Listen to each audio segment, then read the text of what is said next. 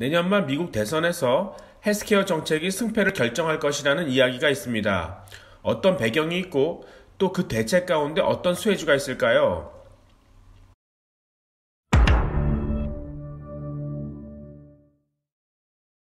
미국은 의료보험료가 비쌉니다. 일단 약 가격부터 비쌉니다. 약 가격을 정부가 아닌 제약회사가 정하므로 혁신성이 있는 신약의 경우 부르는 것이 값이 됩니다.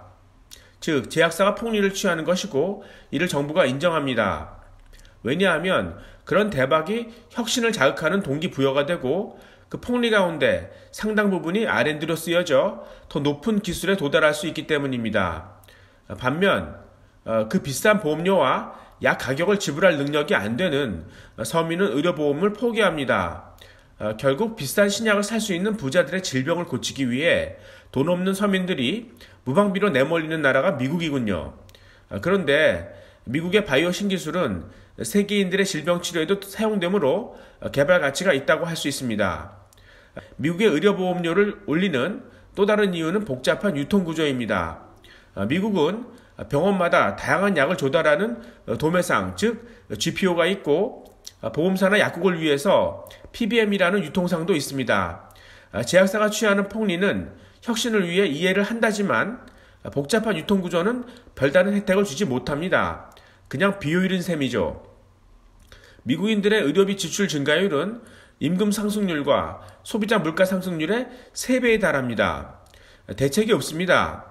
오바마 케어 폐지를 추진하던 트럼프도 대책이 없어서 의료보험 미가입 시 붙였던 벌금만 없애고 그냥 유지합니다. 결국 약의 개발과 유통에 있어 서민을 위해 누군가 희생해야 할 것 같은데요. 신약 개발보다는 별 혜택을 제공하지 못하는 유통구조가 단순화될 것입니다.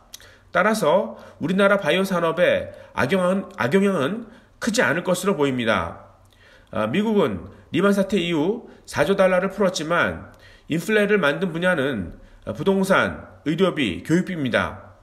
서민들에게 골치 아픈 부분들인데요. 이 가운데 의료비가 가장 큰 문제입니다. 그 해결을 위해 차기 정부는 원격 진료를 확산시킬 것입니다. 이는 질병의 예방에도 큰 도움이 됩니다.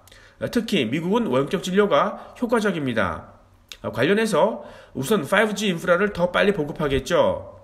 이는 사물인터넷 보급과 함께 도심 부동산 가격 인하에도 도움이 됩니다. 올해 상반기까지 한국이 5G 투자를 주도했다면 내년 하반기부터 중국, 미국이 주도하는 투자 사이클이 다시 나타날 수 있습니다. 이와 함께 원격 진료에 필요한 웨어러블 디바이스나 질병의 진단 기술도 수요 증가가 예상됩니다.